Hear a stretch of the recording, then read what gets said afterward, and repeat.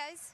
Hello. Yeah, good. It's a bit weird on this stage because we don't know what you're hearing, but hopefully everything. If you don't hear us, please scream. Yeah.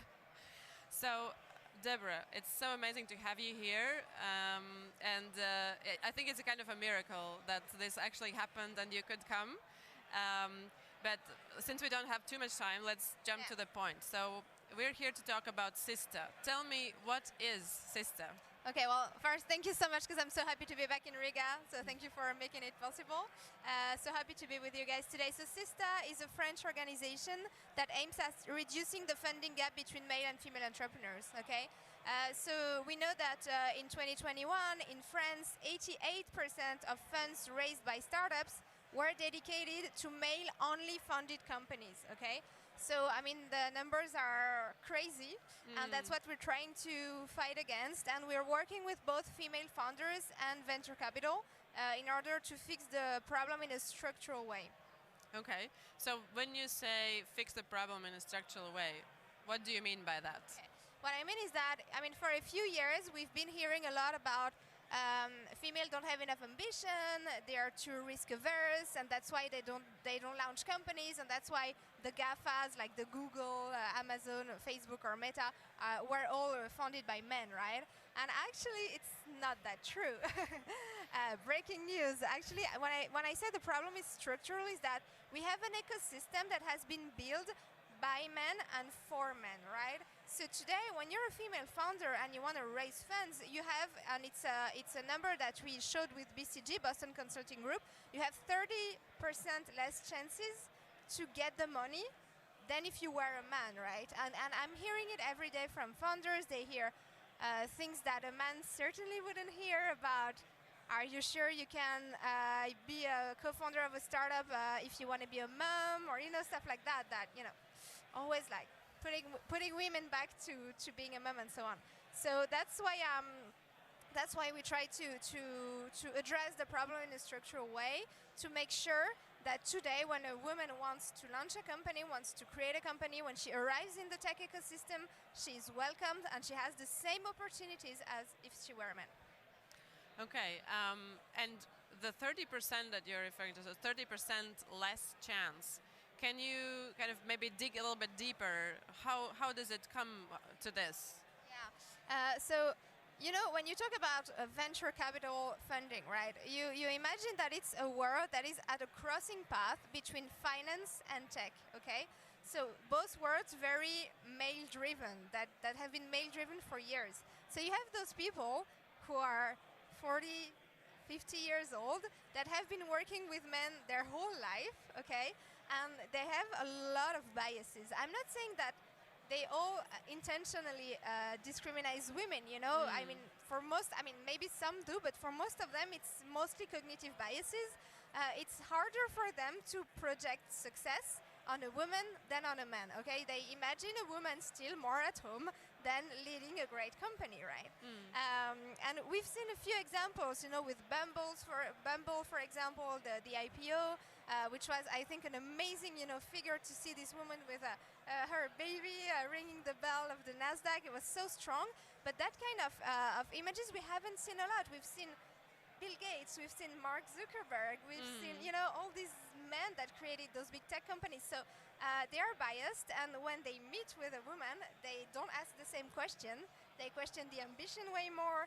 They think they're more risk averse, and all those cliches, that we bring together. So that's how you get finally to a world where women have less chances to get funds than men. Mm-hmm. Okay, so what can we do? So that's what we're trying to find out at SISTA. So what we found out is that if you only talk to women, it doesn't work, because the problem, VCs, venture capitalists, are also part of the problem. So what we're trying to do is we are encouraging women to raise funds. We're trying to give them the right codes, the right, how to create a killer pitch deck, what numbers do you need to tell to the VCs, and so on. So we have this community of female founders, but we also have a community of VCs who are working with us. We are working with researchers in cognitive sciences to try to make them aware of their cognitive biases, right? So we had this big event in September with more than 100 VCs coming during a whole afternoon. It was amazing to see, partners of big French VC funds to be listening to researchers about cognitive biases. And I think it's a strong signal that they have been understanding that they can be part of the solution, but they need to rethink their decision process, right? So that's what we're doing, and then we're putting those two communities in a few days, actually on May 10th, for our demo day. We're putting them together. We'll have 50 female founders pitching in front of 100 VCs, and hopefully there's going to be some money raised by those female founders. So I love what you're saying, that kind of we need to talk about this and we need to raise this issue, and also and we definitely need to work with it, not just among women supporting women, but we need to work with men coming in and supporting this and kind of changing the mindset and attitude. And a quick advertisement for the next panel here, which will be about the male champions and the men who and what can we do to support men also coming up with ideas and supporting women. All right. So this is, if I may, this is something super important for us. We're not a female-only company. We have males in our volunteers, and we have an ecosystem that is female and males. And it's super important for us that men really support our cause and are part of the solution, because we can't just, stay between women and talk between us and say, yeah, we should be more, because nothing's going to change. And that's also what I mean when I say it's a structural problem, is that we need to have everyone coming with us and trying to fix this problem together, And it's not about asking the men to go away from the tech ecosystem, of course not, It's about being more inclusive. And a big thing that could change a lot of things is that if male, when they create a startup, looked for a woman co-founder. And you have business reasons to do it. We all know that a diverse team is more performant. So even if you don't believe in the cause, you want your startup to be the best, well, try to find a woman co-founder. This is something really strong. We've seen in the numbers that we've been running that women tend to look for a man when they look for a co-founder, but men tend to look for a man as well, okay? So this is something, if you're a man and you want to launch a startup, if you've already done it and you want to launch a new one, you're a serial entrepreneur or whatever, just look for a woman co-founder. That's a good point. Everybody should mark that down in their notes. And I see here actually Barbara Rubes, with whom we met yesterday, and she had an interesting point that she pointed out.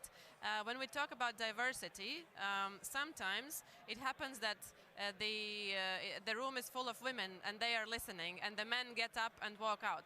Today, I'm looking at the audience here, and I can see a lot of men sitting here and listening to us as well. So kudos, thanks guys. This is what we're looking for here, and thank you, Baiba, also for fighting for women entrepreneurs and doing what you're doing. And I think so. What you're saying here. So one idea is for the startup founders meant to look for a woman co-founder, and I think there was a question from the audience which we will invite in a minute. But I just wanted to kind of come with this one last tip or kind of invitation. What would be the main thing that we can say to the male investors how to approach this? So really try to rethink your decision process and to make it as objective as possible, okay? You have biases. You can be the most feminist guy in the room, you still have biases. You can be a female investor, you still have biases, okay? Because we've been raised in a society where if I tell you guys, imagine a successful CEO, the first thing that comes to your mind is going to be a man, because that's what you saw in movies, that's what you saw in the media, and that's normal and that's okay, but you need to think about it. So when you're a VC, try to think about your decision process and see, maybe it's about having various people in the room while you're meeting the founders. I have tons of female founders telling me, we're doing our roadshow. So roadshow is when you want to raise money, so you go and meet a lot of VCs, and we're always in a room full of men, So hire more women, make sure they have partner roles, make sure they are at the meeting, and maybe debrief after with them and try to see because usually when you're two people in the room, you both are biased, but you have different biases, okay? So when you debrief and try to find each other biases, it's an interesting exercise to do that is quite efficient because, I mean, getting unbiased is super hard, okay? It's super difficult. There's no magic formula, otherwise we would have, applied it to everyone. It doesn't exist, but you need to be aware of your biases. And I think, honestly, it's a super interesting intellectual adventure to take on, So if you're an investor, be aware of this. Think about your decision process and see how you can objectify it as most as possible. Okay.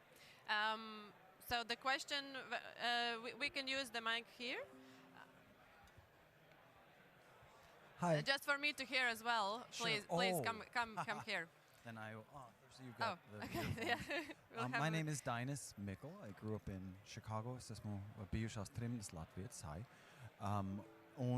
I kind of wanted to ask if you're taking any kind of a social, a more broader systemic approach regarding sustainable society and how male and female relationships can work toward in the future. I'm going to cite a few statistics.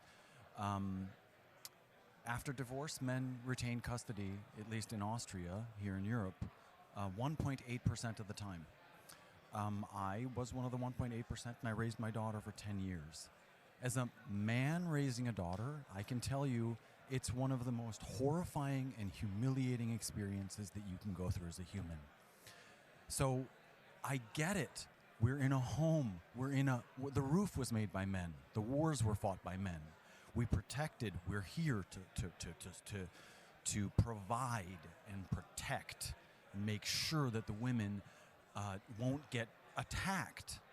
And if we don't take a historical perspective, we kind of think that there's something wrong. Look, there are fewer women who get investment. I have a physical product. I have to do onboarding processes. The onboarding processes are called, you have to click on diversity. I'm a white male. How do we not, while seeking greater empowerment for women to do what they want to do, let everybody do what they want to do and try, but how do we then not create a disadvantage for somebody who looks like me?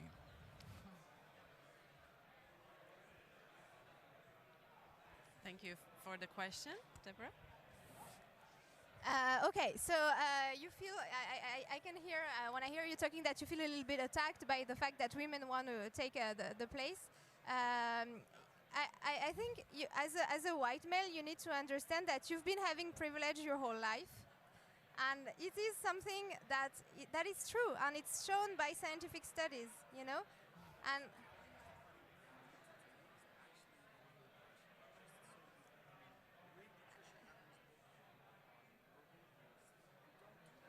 okay. So what we're trying to do is just to make women being able to have the room to do what they were supposed to be able to do from the beginning, So as a white man, you have privilege. As white people, we have privilege that black people don't have, for example, if I want to take another example. And you need to be aware of that. Otherwise, you just cannot understand society, And I think that giving 50% of the room for women still makes 50% for men, We're not asking for 100%, we're just asking for 50%. We're 50% of humanity, we're asking for 50% of capital in tech. I think it's pretty legit, We have to finish because we're running out of time. We can continue discussion off the stage afterwards. But thank you everyone for listening, and I realize this is a controversial topic. So what we saw here as well, right here in front of us, it's a controversial topic, and people still need to kind of come to the same understanding of what we are referring to here. Yeah, I think a great way to do it is just look at numbers, Around Europe, 90% of funds are dedicated to men. Is it normal, Female are half of humanity, 90% of capital goes to men. So, I mean, you see the data, and you just, that it is what it is. So I think, that's the way we've been working at SISTA, and that's how we are trying to change the ecosystem. So I hope we'll go on with that. Thank you, Thank you Deborah. So much. And we'll continue discussion on investment and bridging this gap later today at 1:30. We'll have another discussion, so see you then. And now I'll give floor to the next part of our Tech Girls at TechChill stage. Thank you, Deborah. And Thank you so much. yeah.